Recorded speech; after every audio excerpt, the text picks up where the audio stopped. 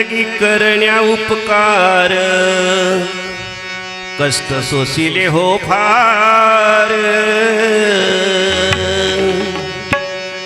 जगी करण्या उपकार कष्ट सोसिले हो फार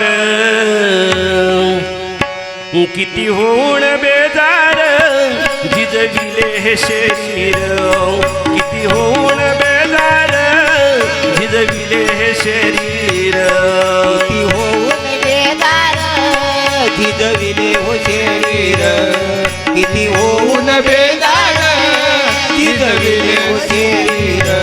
संत फुलाजी बाबा काय म्हणतात या भजनात काय म्हणायचं आहे कवीला या ठिकाणी ते म्हणतात की असा संत या जगामध्ये जन्माला आला तुमच्या आमच्या आयुष्यामध्ये जन्मामध्ये की तो जगासाठी जगणार आहे तुमच्या आमच्यासाठी जगणार आहे आपल्या संसाराला दूर करून त्यानं तुमचा आमचा संसार आनंदाचा केला हो आपल्या संसाराची पर्वा न करता तुमच्या आमच्या संसाराची पर्वा केली आणि इतका सुंदर ज्ञान त्याने सांगून तुम्हा आम्हाला जागा करून तुमच्या आमच्या संसारामध्ये सुख आणण्याचं कार्य बाबाजीनं केलंय आणि हे कार्य करत असताना त्यांच्या जीवनामध्ये अनेक त्रास त्यांना झाले मात्र सगळ्या संकटांना त्रासांना तोंड देत देत बाबाजी तुमच्या आमच्यासाठी झिजले तुमच्या आमच्यासाठी या ठिकाणी त्यांनी कार्य केलं आणि म्हणून तुम्ही आम्ही आज त्या चांगल्या मार्गाने या ठिकाणी चालत आहोत आणि असंच बाबाजीची कृपा जर असेल तर तुम्ही आम्ही बाबाजीचं कार्य हे जीवनामध्ये असंच करत राहून तुम्ही आम्ही सुद्धा त्यांच्या उपकाराची फेड हे त्यांच्या वचनावर वागून करायचे आहे मायबापू.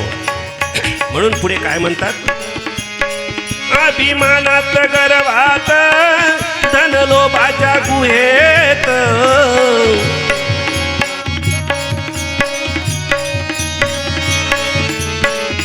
अभिमानात गर्वात धनलोभाच्या गुहेत रक्त पिऊन दुसऱ्याचे जग फसले पापात या अज्ञानी जीवाचा त्याने केला हो उतार या अज्ञानी जीवाचा त्याने केला हो उतार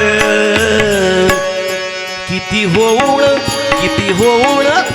होऊन बेजार झिजविले हे शरीर किती होऊन बेजार झिजविले हे शरीर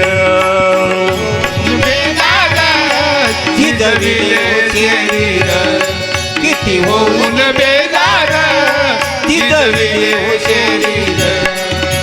तुम्ही आम्ही गर्वात अभिमानात आणि आपापल्या तोऱ्यामध्ये मिरवत होतो आपण ज्ञानापासून फार लांब होतो सत्यापासून लांब होतो खरा ईश्वर तुम्हा आम्हाला समजलेलाच नव्हता तुम्ही आम्ही वेगळ्याच ईश्वराची पूजा आजपर्यंत करत होतो मात्र संत श्री सद्गुरू फुलाजी बाबाने माणसातल्या देवाची तुम्हा आम्हाला ओळख करून दिली आणि बाबाने आत्मपूजा तुम्हा आम्हाला सांगितली आणि म्हणून बाबाजींनी सहज ध्यानाच्या मार्गातून त्याने सांगितलं की बाबा रे प्रत्येक जीवामध्ये तो आत्मस्वरूपाने त्या ठिकाणी वास करतो आणि त्याचंच ध्यान तुम्ही जर केलं तर तुमच्या जीवनाचं सुद्धा सोनं त्या ठिकाणी होऊन जाते तुमच्यात असलेला गर्व अभिमान निघून जाऊन तुमच्यातले षडविकार नष्ट होऊन तुमचं जीवन सुद्धा स्वच्छ आणि चांगल्या विचाराचं बनू शकते अशा प्रकारे त्यांनी या ठिकाणी जगाला संदेश दिला आणि त्या अज्ञानातून तुम्हा आम्हाला त्या ठिकाणी बाहेर काढलं म्हणून पुढे काय म्हणतात कवी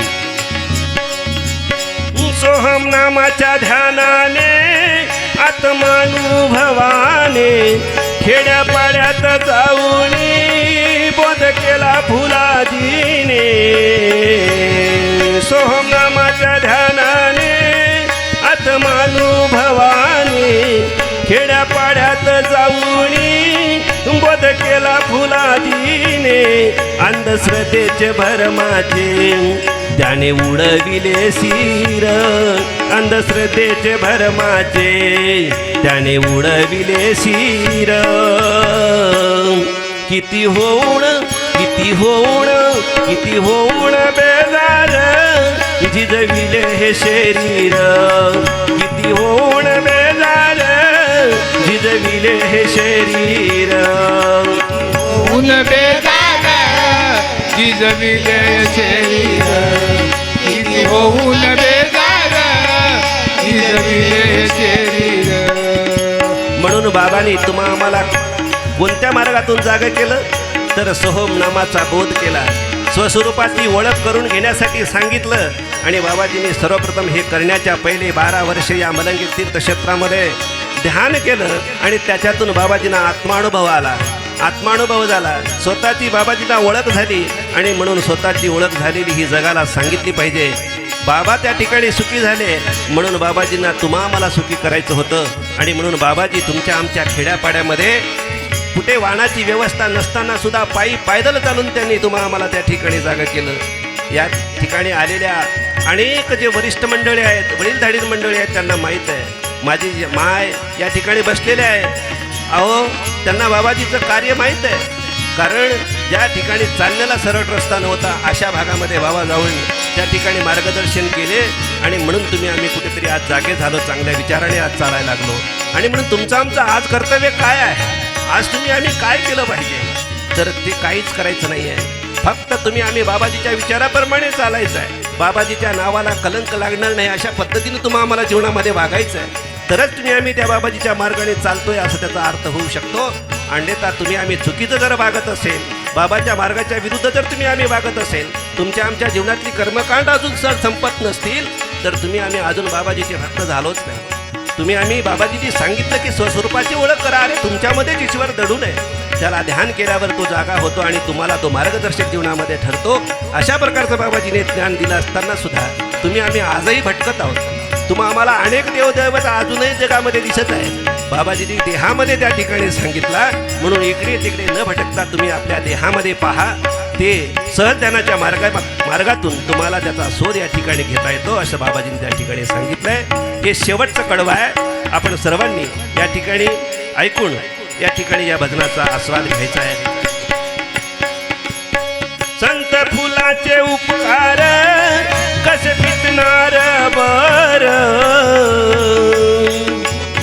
संत फुलाचे उपकार कसे फिटणार बर, ध्यान करू ज्ञानी होऊ करू ज्ञानाचा विस्तार, दास हरी तो पामर लावा जगा भव पार, दास हरी तो पामर लावा जगा भव पार.